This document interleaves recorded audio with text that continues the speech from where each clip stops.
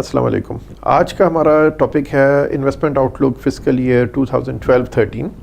ये वो साल है जुलाई से इस महीने से शुरू हो रहा है। इससे पहले कि हम इस साल की बात करें, जो साल ख़त्म हो गया जून एंड में, इसमें पाकिस्तान का जो इकोनॉमिक ग्रोथ रेट रहा वो तकरीबन 4% से थोड़ा सा कम रहा, जो कि पिछले सालों के मुकाबले में थोड़ा बेहतर है। इसके अलावा इन्फ्लेशन तकरीबन 11% पे रही और जो बजट डेफिसिट है वो तकरीबन 1600 अरब का रहा साल के दौरान।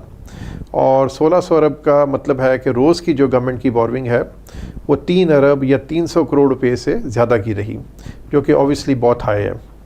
इसके अलावा हमारा जो करंट अकाउंट डेफिसिट है वो 4 अरब डॉलर पे रहा और उसकी वजह यह है कि हमारी एक्सपोर्ट्स बहुत ज़्यादा ग्रो नहीं की, मगर हमारी इंपोर्ट्स काफ़ी ग्रो कर गई। ख़ास तौर पे ऑयल रिलेटेड इंपोर्ट्स ग्रो कर गई। ऑयल की प्राइसेस ऊपर चली गई इंटरनेशनल मार्केट्स में लास्ट ईयर, और इसकी वजह से हमारा जो करंट अकाउंट डेफिसिट है वो 4 अरब डॉलर रहा।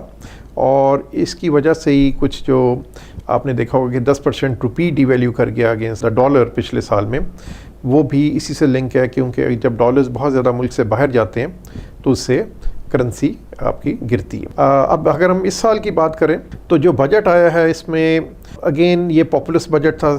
इसमें कोई वो जो सोर्सेज ऑफ इनकम है जो अभी टैक्स नहीं है या अंडर टैक्सड हैं, उस पर कोई ऐसी कोई ख़ास एफर्ट नज़र नहीं आई कि उनको टैक्स करने की कोशिश की हो गवर्नमेंट ने। इसके अलावा ख़र्चे भी कंट्रोल करने पे कोई मेरा ख्याल है ख़ास फोकस नहीं है गवर्नमेंट का इस बजट में। तो इसकी वजह से हमारा ख्याल ये है कि जो अभी ये जो करंट ईयर शुरू हुआ है इसमें भी गवर्नमेंट की बोर्विंग काफ़ी ज़्यादा रहेगी और उसी तरह जिस तरह तकरीबन 3-4 अरब रुपया रोज़ का पहले गवर्नमेंट बोरो कर रही थी पिछले साल में, तकरीबन वही रेट अभी भी कंटिन्यू करेगा।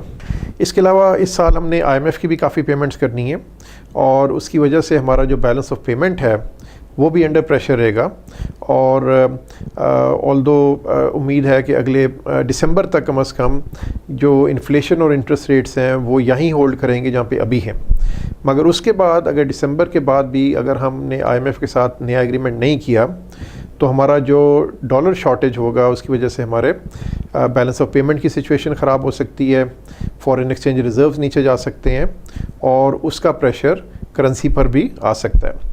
तो उम्मीद ये है कि गवर्नमेंट जो है वो दिसंबर तक एक कोई नया IMF से एग्रीमेंट कर लेगी ताकि जो तकरीबन 4 अरब डॉलर के करीब IMF को पे करना है वो अभी हमें पे ना करना पड़ा, वरना हमारे रिज़र्व्स ऑलरेडी तकरीबन 15-16 बिलियन डॉलर्स पे हैं और अगर वो फर्दर कम होते हैं तो उससे इन्वेस्टर्स का जो कॉन्फिडेंस है वो शेक करता है। हम पाकिस्तानी स्टॉक मार्केट की बात करें तो इस टाइम पे जो प्राइस अर्निंग रेशो है पाकिस्तानी स्टॉक मार्केट पे वो तकरीबन 7.5 टाइम्स की है, जो कि अगर आप हिस्टोरिकली देखें हमारी प्राइस अर्निंग रेशो तकरीबन 10 के करीब रही है। तो इस हिसाब से हमारी मार्केट अभी थोड़ी सस्ती लगती है।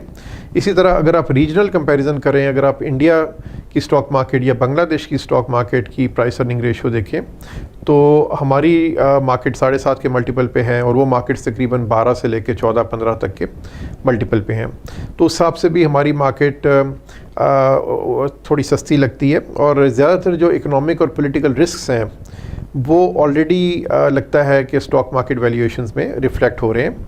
और यहाँ से अब आगे अगर हम कॉर्पोरेट अर्निंग्स की बात करें तो पिछले 3-4 साल कॉर्पोरेट अर्निंग्स रही हैं तकरीबन 17% साल की, और अभी भी ये जो फिस्कल ईयर 12-13 है इसमें एक्सपेक्टेशन है कि कॉर्पोरेट अर्निंग्स रहेंगी तकरीबन 15% साल की ग्रो करेंगी। तो हमें उम्मीद है कि जो स्टॉक मार्केट है वो भी अगले साल ये फिस्कल ईयर 12-13 में 15 से 20% तक ग्रो कर सकती है। इसमें एक जो फैक्टर है वो ये है कि इलेक्शंस एक्सपेक्टेड हैं मार्च 2013 में, और ये एक्सपेक्टेशन है कि थोड़ा उसकी वजह से सेंटिमेंट्स भी ग्रो करेंगे और हो सकता है कि हमें एक इलेक्शन के टाइम पे एक सिग्निफिकेंट रैली भी देखने को मिले। तो मेरा अपना ख्याल है कि हमारा अपना ख्याल है एज नफ़ा कि 2012-13 पाकिस्तानी स्टॉक मार्केट के लिए एक अच्छा साल होगा जिसमें एक्सपेक्टेड रिटर्न 15-20% के करीब है, ऑल्दो कि ये ऑब्वियसली कोई भी स्टॉक मार्केट की रिटर्न गारंटी नहीं कर सकता। Thank you very much.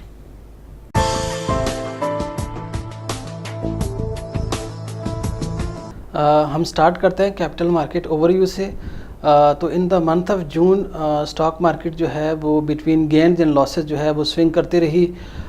इसकी जो मेन वजह थी, एक तो ये कि जो पाक यूएस रिलेशंस वो काफ़ी स्ट्रेसफुल रहे हैं, उसमें कोई बेहतरी नहीं आई है।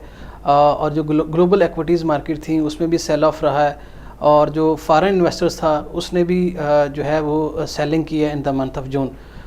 एक और रीज़न जो थी वो ये थी कि जो ट्रेडिंग वॉल्यूम था वो काफ़ी ज़्यादा रिड्यूस हो गया इस मंथ के अंदर, जो कि इन्वेस्टर्स के लिए काफ़ी काज ऑफ कंसर्न था। अगर हम इस वक्त स्टॉक मार्केट की वैल्यूएशंस की बात करें तो हमारे एस्टिमेट के मुताबिक stock market 7.2 times earning multiples पे ट्रेड कर रही है। आगे जाते हुए स्टॉक मार्केट की डायरेक्शन क्या होगी, हम समझते हैं कि अमंग अदर फैक्टर्स जो की फैक्टर होगा वो पाक यूएस रिलेशंस के अंदर जो बेहतरी है और नेटो सप्लाई का जो रूट है उसके बहाल होना है। इसके साथ साथ जो इंटरेस्ट रेट, इन्फ्लेशन का आउटलुक और फॉरेन इन्वेस्टर्स की एक्टिविटी जो होगी वो भी काफ़ी अहम किरदार अदा करेगी स्टॉक मार्केट के रिटर्न के लिए। अगर हम इंटरेस्ट रेट के ऊपर देखें तो इस महीने में interest rate over the month average जो है वो सेम ही रहा है, लेकिन toward the end of the month हमने देखा कि इसके अंदर एक अपसाइड आई। इसकी जो वजह जो थी वो जून एंड का इफ़ेक्ट होता है, जहाँ पे इंटरेस्ट रेट थोड़ा सा ऊपर की तरफ देखा गया। अगर हम इन्फ्लेशन को देखते हैं तो ओवरऑल जो इन्फ्लेशन है वो 11% रही है इस साल में, जबकि डिस्काउंट रेट जो है वो इस वक्त 12% है। लेकिन जो हमारे लिए हम देख रहे हैं कि जो एक मेन वजह है वो गवर्नमेंट की जो बारविंग है बहुत एक्सेसिव कर रही है जो गवर्नमेंट, वो एक जो है वो इन्फ्लेशन को और इंटरेस्ट रेट को फीड कर रही है। तो आगे जाते हुए भी ये फैक्टर जो है वो गवर्नमेंट बारविंग का अपने जो फिस्कल डेफिसिट को फाइनेंस करने के लिए गवर्नमेंट कर रही है वो अहम किरदार अदा करेगा इंटरेस्ट रेट और इन्फ्लेशन की आउटलुक के लिए। अगर हम नाफा के जो की फ़ंड्स हैं उनकी परफॉर्मेंस की बात करें तो नाफा का जो फर्स्ट की फ़ंड है वो नाफा गवर्नमेंट सिक्योरिटीज़ लिक्विड फ़ंड है। ये एक मनी मार्केट फ़ंड है जो कि डबल रेटेड बैंक्स में और triple rated government treasury bills के अंदर इन्वेस्ट करता है, जबकि इस फ़ंड को TFCs में, सकूक, स्टॉक मार्केट और MTS में इन्वेस्ट करने का अलाउ नहीं है। अगर इस फ़ंड की परफॉर्मेंस की हम बात करें तो in the month of June इसने 9.7% पर एनम रिटर्न दिया है इन्वेस्टर को, जबकि सिंस लॉन्च से इस फंड का जो रिटर्न है वो 11% पर एनम रहा है। नेक्स्ट नफ़ा का जो की फ़ंड है वो है नफ़ा मनी मार्केट फ़ंड। ये AA+ रेटेड फ़ंड है, पैकरा ने इसको रेटिंग दी है। ये फ़ंड भी डबल रेटेड बैंक्स में, ट्रिपल रेटेड ट्रेजरी बिल्स और MTS में सरमायाकारी करता है। अगर इस फ़ंड की परफॉर्मेंस की हम बात करें तो जून के महीने में इसने 10% पर एनम रिटर्न दिया है, जबकि सिंस लॉन्च इन फरवरी 2012 इसका जो रिटर्न जो है वो 10.6% पर एनम रहा है। नेक्स्ट फ़ंड नफ़ा का जो की फ़ंड है वो है नफ़ा सेविंग्स प्लस फ़ंड। ये फ़ंड जो है इसकी रेटिंग पैकरा ने AA- दी है। ये फ़ंड भी बैंक्स में, गवर्नमेंट ऑफ पाकिस्तान के ट्रेजरी बिल्स में और MTS के अंदर सरमायाकारी करता है। इस फ़ंड की अगर हम परफॉर्मेंस को देखें तो इस फ़ंड ने जून के महीने में 9.9% पर एनम रिटर्न दिया है इन्वेस्टर को, जबकि सिंस लॉन्च से इसका जो रिटर्न है वो 10.7% सालाना रहा है। नेक्स्ट नफ़ा का जो की फ़ंड है वो है नफ़ा रिबा फ्री सेविंग्स फ़ंड। ये फ़ंड जो है वो शरिया कंप्लाइंट फ़ंड है।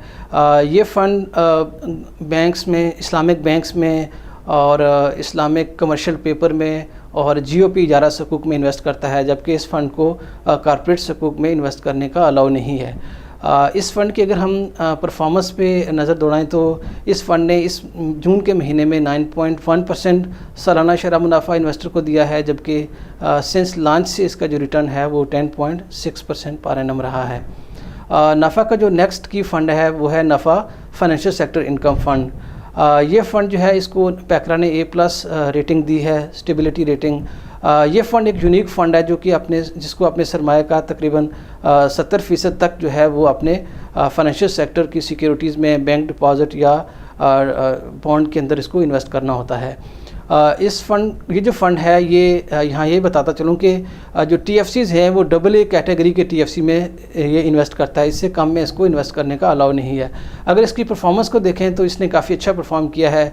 जून के महीने में इसका रिटर्न जो है वो 14.9% पर एनम रहा है, जबकि सिंस लॉन्च से अगर हम इसकी परफॉर्मेंस देखें अक्टूबर 2011 से वो 12.7% पर एनम रही है। नफ़ा का जो की एक्विटी फंड्स हैं उसमें पहला फ़ंड जो है वो नफ़ा एसेट एलोकेशन फ़ंड है। ये फ़ंड जो है ये एसेट एलोकेशन स्कीम में आता है और ये मनी मार्केट, डेट और एक्विटीज़ में सरमायाकारी करता है।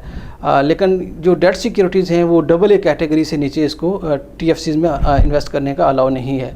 अगर इस फ़ंड की परफॉर्मेंस की बात करें तो इसकी जो नेट एसेट वैल्यू है मंथ ऑफ जून ये 0.3% जो है वो गिरी है, जबकि अगर हम फिस्कल ईयर 12 की परफॉर्मेंस को देखते हैं तो इसने 14.4% रिटर्न दिया है, जबकि सिंस लॉन्च इन अगस्त 2010 से इस फंड ने 13.6% कम्युलेटिव रिटर्न दिया है अपने इन्वेस्टर को।